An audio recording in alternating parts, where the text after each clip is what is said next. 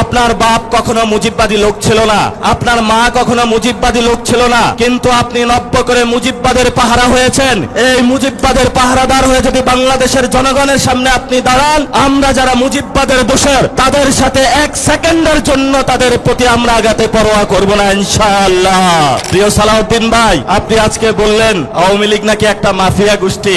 আপনার ঘরে যে আসালামের মতন একটা মাফিয়া গোষ্ঠী লুকিয়ে রেখে আওয়ামী লীগকে মাফিয়া গোষ্ঠী বলেন, আপনার ঘরে সালামকে লুকিয়ে রেখে আপনি বেনজিরকে ধরতে যান। এই ধরনের ভণ্ডামি জাতির সামনে প্রকাশিত হয়ে পড়েছে এবং আপনি সংবিধানের আশ্রয় নিয়ে বাংলাদেশের জনগণকে বোকা বানানোর যে প্রচেষ্টা নিয়েছিলেন সেটা আমরা হাতে কলমে দেখিয়েছি যে আপনি আবু জাহেলের মতন সংবিধানের আশ্রয় নিয়ে বাংলাদেশের মুক্তিকামী জনতার যে ঐতিহাসিক লড়াই, সেই লড়াইকে আপনি অস্বীকার করেছেন। এই যে তারেক রহমানের একটা বন্ধু আছে মীর শাহ আলম নাকি যেন কি নাম, সে আমাদেরকে সংসদে দাঁড়িয়ে বলেছিল কোথায় ছিলা তোমরা। আমি বাবু তোমাকে প্রশ্ন করতে চাচ্ছি যে বাবু তুমি গত 17 বছর কোথায় ছিলা? তুমি শিবগুজ মডেলকে গোপালগঞ্জ মডেলে ট্রান্সফার করেছ। এই ধরনের উচ্ছৃঙ্খল যুবক যারা হাওয়া ভবনের বর্তমান সরকারে অংশগ্রহণ করেছে, এই উচ্ছৃঙ্খল যুবকদের থেকে বাংলাদেশ রক্ষা করতে হবে। এই উচ্ছৃঙ্খল যুবক কার গর্ভে জন্ম নিয়েছে, কোন দল করে, সেটা আমরা বাংলাদেশে দেখবো না। উচ্ছৃঙ্খল যুবকদেরকে আমরা শৃঙ্খলা আনবো, এটাই আমাদের আজাদির লড়াই। যতই ভদ্রতার মুখোশ পরে তারা আমাদের সামনে আসে, আপনারা যদি তাদেরকে ছাড় দেন, কালকে আপনাকে তারা হত্যা করতে উদ্যত হবে, আপনার সন্তানকে তারা হত্যা করবে, আপনার মাকে তারা হত্যা করবে, আপনার বউকে তারা হত্যা করবে। এই সব সন্ত্রাসীদেরকে খুলনার অঞ্চল থেকে উচ্ছেদ করতে হবে এবং যারা মসজিদে হত্যাকাণ্ড ঘটিয়েছে খুলনাতে, আমরা বাবু তোমাদেরকে হুঁশিয়ার করে দিতে চাই। সালাউদ্দিন সাহেব বলে আইন শৃঙ্খলার নাকি অবনতি হয় নাই, তাহলে খুলনাতে কোন বাবু আপনার এই মসজিদের মধ্যে হত্যাকাণ্ড ঘটিয়েছে? সেই দিল্লির দাদাবাদুর গেটুপুত্র সালাউদ্দিনের কাছে আমরা প্রশ্ন রাখতে চাই। যেই দলটি গত 17 বছর লড়াই করেছিল বাংলাদেশে গণতন্ত্র কায়েমের জন্য, তারা এই 24-এর গণ অভ্যুত্থানের পরে ইলেকশন ইঞ্জিনিয়ারিং এর মাধ্যমে এই গণতন্ত্রকে তারা নিজে গলা টিপে বাংলাদেশের বুকে হত্যা করলো এবং আমরা দেখতে পেলাম তারা সেই দিল্লির কুখ্যাত সন্ত্রাসী মাফিয়া গোষ্ঠী আওয়ামী লীগের সাথে হাত মিলিয়ে বাংলাদেশের জনগণের উপরে আবার নতুন ভাবে যারা গত 17 বছর আমাদের উপরে অত্যাচার, নির্যাতন, নিপীড়ন চালিয়েছিল, এসালাম এবং বেক্সিমকো থেকে যেই ধরনের ব্যবসায়িক জঙ্গি গোষ্ঠী জনগণের উপর অত্যাচার করেছিল, তাদেরকে আবার এই পার্লামেন্টে তারা জায়েজ করে নিল। শুধু তাই নয়, পার্লামেন্টের প্রথম সেশনে যার নির্দেশে বাংলাদেশের অসংখ্য আপনাদের সন্তান খুন হয়েছে, সেই চুপ্পুকেও তারা পার্লামেন্ট অধিবেশনে এসে নিয়েছিল এবং সেই চুপ্পুর সামনে তারা দৌড়িয়ে পার্লামেন্ট সেশনে করেছিল এবং পরবর্তীতে যখন তাদেরকে বলা হলো যে আমরা একটি বৈষম্যহীন একটি মানবিক বাংলাদেশ চাই, তখন তারা ধর্মীয় কার্ড খেলা শুরু করলো। মুক্তিযুদ্ধের ভুয়া কার্ডের আশ্রয় নিয়ে দিল্লির সাথে তাল মিলিয়ে নতুন ভাবে যারা বাংলাদেশের পার্লামেন্টে এবং জনগণে মাঠে প্রান্তরে রয়েছে তাদেরকে বাংলাদেশ বিরোধী আখ্যা দিতে শুরু করলো। আমরা বিএনপি ভাইদেরকে বলবো, বাংলাদেশে দুইটা পক্ষ, একটা হলো বাংলা পক্ষ আর একটা হলো ভারত পক্ষ। আপনারা যদি ভারত পক্ষে গিয়ে থাকেন, বাংলা পক্ষের সাথে আপনাদের কঠিন লড়াই হবে এবং এই লড়াই যদি আপনাদের আবারই পতন হয়, তাহলে সেই পতনে আমাদের কোনো কিছু করার থাকবে না, কারণ আপনার পতন আপনি নিশ্চিত করছেন। এখন ওরা আমাদেরকে বারবার বলে যে ছোট ছোট পোলাপাইন তাদেরকে নাকি ধমক দিয়ে কথা বলে, এই ধরনের অভ্যাস শেখ হাসিনার ছিল। আপনারা দেখেছেন পার্লামেন্টে দেশের অন্যতম প্রতিষ্ঠা আলেম আল্লামা মামুনুল হককে নিয়ে যেই ধরনের আওয়ামী লীগ কুরুচিপূর্ণ মন্তব্য করেছিল, তেমনি ভাবে বিএনপি সরকার আওয়ামী লীগের পথ ধরে একই কুরুচিপূর্ণ মন্তব্যের তারা আশ্রয় নিয়েছে এবং সাথে সাথে তারা যে বিষয়টা জঘন্য কর্মকাণ্ড তারা করলো, তারা দেখলো বাংলাদেশে যতদিন আলেম ওলামা থাকবে, বাংলাদেশে যতদিন ইসলামের পক্ষের লোক থাকবে, বাংলাদেশে যতদিন নীতি নৈতিকতার লোক থাকবে, ততদিন তাদের চাঁদাবাজি, সন্ত্রাস, দুর্নীতি, ভারত নীতির তারা বিরোধিতা করতে যাচ্ছে। এই জন্য তারা বাংলাদেশের বাংলা পক্ষের শক্তিতে নিবৃত্ত করার জন্য ক্যারেক্টার আশ্রয় নিয়েছে। যেই পথে তারা আশ্রয় নিয়েছে, এই পথটা ছিল শেখ হাসিনা। বিসমিল্লাহির রহমানির রহিম। প্রিয় খুলনাবাসী, একটি বিখ্যাত গজল আছে, এ ওলি আল্লাহর বাংলাদেশ, এ শহীদ গাজীর বাংলাদেশ, রহম করুন আল্লাহ, রহম করুন আল্লাহ। এই খুলনার ঐতিহাসিক 11 দলীয় সমাবেশের আজকের সম্মানিত সভাপতি, সম্মানিত প্রধান অতিথি, সম্মানিত 11 দলীয় জোটের নেতৃবৃন্দ এবং খুলনার আনাচে কানাচে থেকে বাংলাদেশের জানবাজ মুজাহিদ ভাইয়েরা যারা আপনারা আজকে এখানে একত্রিত হয়েছেন এবং পর্দার আড়ালে আমাদের মা এবং বোনেরা যারা শুনছেন, সবাইকে জানাচ্ছি 11 দলীয় জোটের এবং এনসিপির পক্ষ থেকে আন্তরিক মোবারকবাদ। প্রিয় খুলনাবাসী, আজকে শরীরটা অসুস্থ থাকার কারণে হয়তো জোরে কথা বলতে পারবো না, তবে কয়েকটি গুরুত্বপূর্ণ কথা আপনাদের সাথে বলতে চাচ্ছি। প্রথমত, এই স্টেজটা যেটা আছে এটা একটি জনতার সংসদ, সো কল্ড আমাদের যে পার্লামেন্ট রয়েছে, এটা কোনো পার্লামেন্টের কোন সংসদের জায়গা নয়। আমরা এমন একটা জায়গায় রয়েছি যেখানে জনগণ এবং আমাদের পিছনে এখানে 25 জন এমপি রয়েছেন। এই পার্লামেন্ট এবং জনগণের সীমানার মধ্যে আমরা অবস্থান করে আজকে পার্লামেন্ট মেম্বার এবং জনগণের উদ্দেশ্যে কয়েকটি কথা বলতে চাই। প্রথমত, যেই বৈষম্যের বিরুদ্ধে বাংলাদেশে একটি লড়াকু আন্দোলন হলো, সেই আন্দোলনের অন্যতম উদ্দেশ্য ছিল যে আপনার যে সন্তান আছে সেই সন্তানের বাংলাদেশে একটি চাকরি হবে।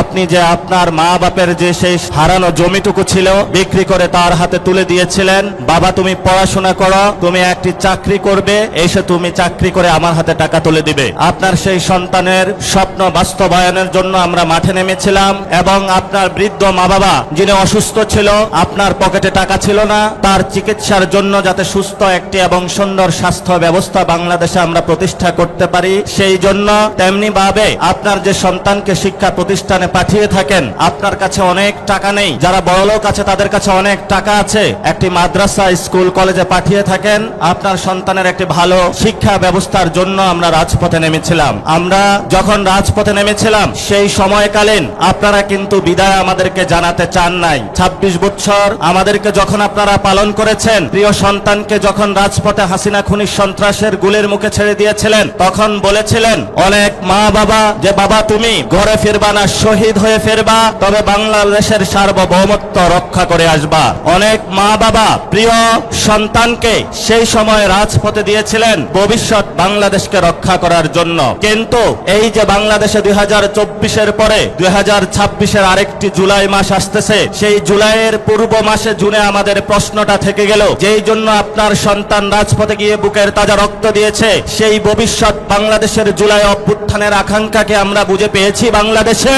যদি আমরা বুঝে না পাই, তাহলে সবিনয়ে যারা পার্লামেন্টে রয়েছেন, সরকারি দলে যারা রয়েছেন, বিরোধী দলেরও যারা রয়েছেন, আপনাদের কাছে আমরা জানতে চাই যে আগামীর জুলাই আপনারা কি সেই পার্লামেন্টে যারা চাঁদাবাজ, দুর্নীতিবাজ, সন্ত্রাস, দখলদার, ট্যাক্সের টাকা মেরে খায় এবং আপনারা যারা শেয়ার মার্কেটে বিনিয়োগ করেছিলেন, আপনাদেরকে সব টাকা ছিন্ন করে তারা নিয়ে গিয়েছিল, তাদের বিচারের জন্য আপনারা কি কর্মসূচি মাঠে দিবেন, পার্লামেন্টে কি করবেন? এবং আমাদের যে ভাইরা শহীদ হয়েছিল, সেই ওয়াসিম, সেই মুগ্ধ, সেই আবু সাইদ, তাদের রক্তের দিকে তাকিয়ে সেই খুনি হাসিনার বিচারের কাঠ গড়াতে দাঁড় করাতে আপনারা কি করবেন? সেই বিষয়ে আজকে খুলনার ঐতিহাসিক মাঠ থেকে জনগণের কাছ থেকে আপনাদের কাছে আমরা প্রশ্নগুলো রেখে যাচ্ছি। প্রিয় উপস্থিতি, আপনারা জানেন এই বৈষম্যের বিরুদ্ধে যখন আমরা রাজপথে নেমেছিলাম, এরপরে আমাদের সামনে 3টি এজেন্ডা ছিল।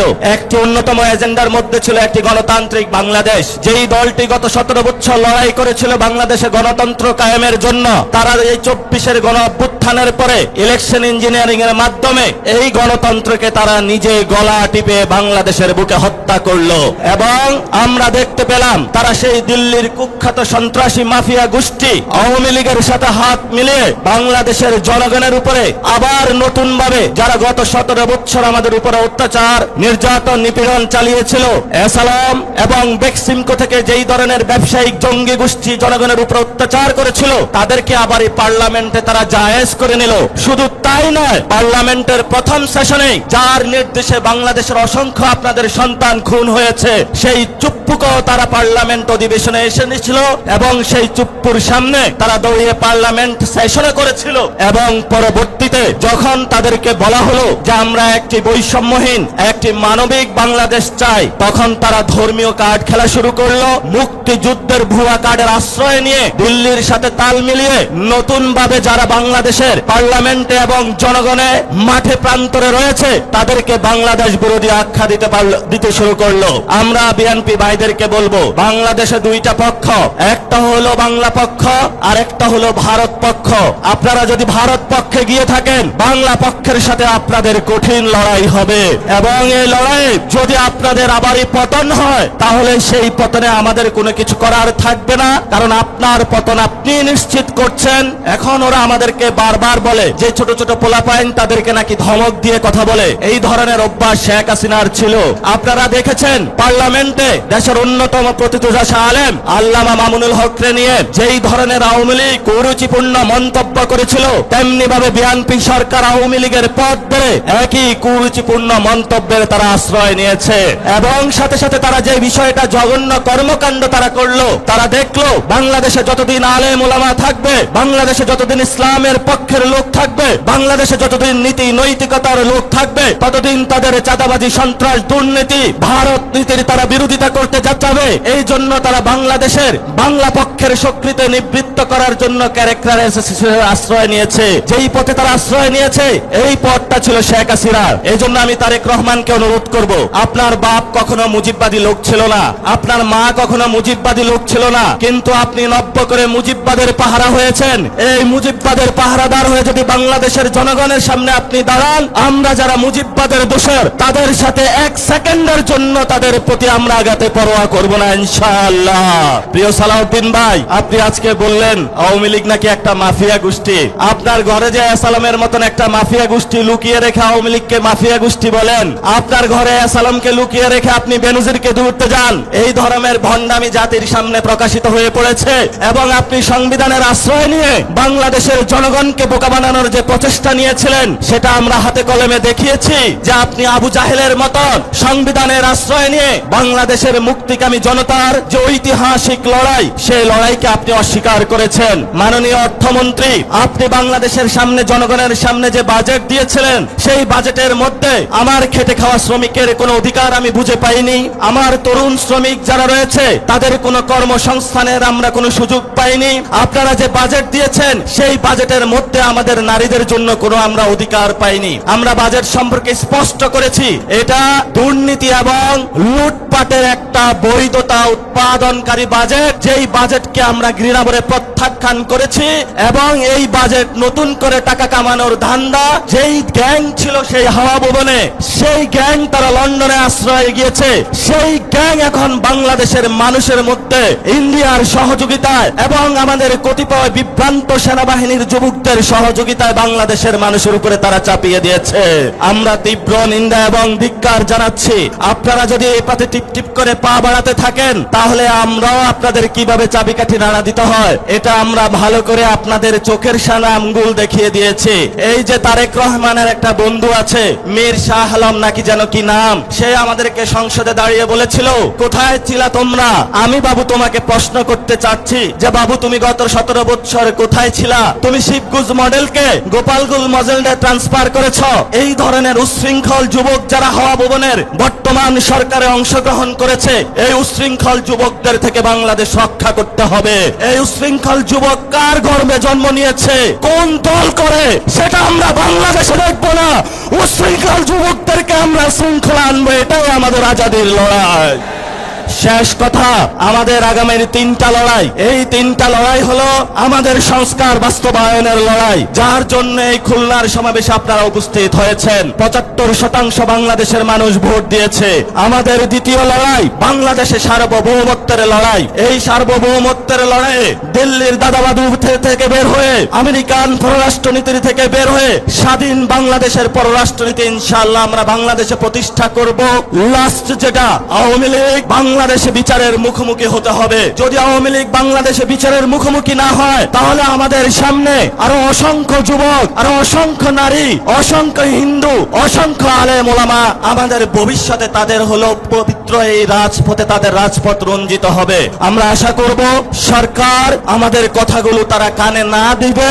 যদি তারা না নেয়, তাহলে কিভাবে কানে তাদেরকে ঢুকাতে হয় আমরা সেই উচ্ছৃঙ্খল যুবকদের শিখিয়ে দিব, যারা পার্লামেন্টে বসে বসে মিটমিট করে হাসে। প্রিয় খুলনাবাসী, আপনারা জানেন এই খুলনায় কেডিআইতে দলীয় লোক বসানো হয়েছে, এই খুলনাতে সিটি কর্পোরেশনে দলীয় লোক বসানো হয়েছে, এই খুলনাতে জেলা প্রশাসনে লোক বসানো হয়েছে দলীয় লোক, এমনকি বিসিবিতেও লোক বসানো হয়েছে। খুলনাবাসী, এই সব সন্ত্রাসীদেরকে আপনারা ছাড় দিবেন না। যতই ভদ্রতার মুখোশ পরে তারা আমাদের সামনে আসে, আপনারা যদি তাদেরকে ছাড় দেন, কালকে আপনাকে তারা হত্যা করতে উদ্যত হবে, আপনার সন্তানকে তারা হত্যা করবে, আপনার মাকে তারা হত্যা করবে, আপনার বউকে তারা হত্যা করবে। এই সব সন্ত্রাসীদেরকে খুলনার অঞ্চল থেকে উচ্ছেদ করতে হবে। এবং যারা মসজিদে হত্যাকাণ্ড ঘটিয়েছে খুলনাতে, আমরা বাবু তোমাদেরকে হুঁশিয়ার করে দিতে চাই। সালাউদ্দিন সাহেব বলে আইন শৃঙ্খলার নাকি অবনতি হয় নাই, তাহলে খুলনাতে কোন বাবু আপনার এই মসজিদের মধ্যে হত্যাকাণ্ড ঘটিয়েছে?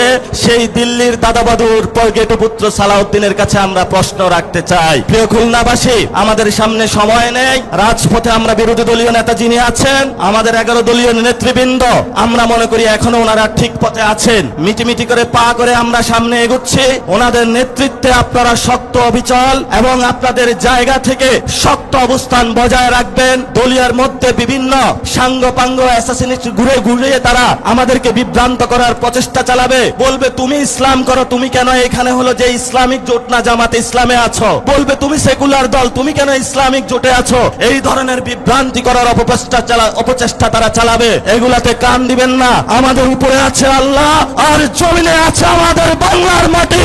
এই দুইটা যারা ইনশাআল্লাহ আমরা এগিয়ে যাব। খুলনাবাসী ধন্যবাদ, সবাইকে আসসালাম, ভালো থাকবেন। ইনকিলাব জিন্দাবাদ, বাংলাদেশ জিন্দাবাদ, জাতীয় নাগরিক পার্টি জিন্দাবাদ।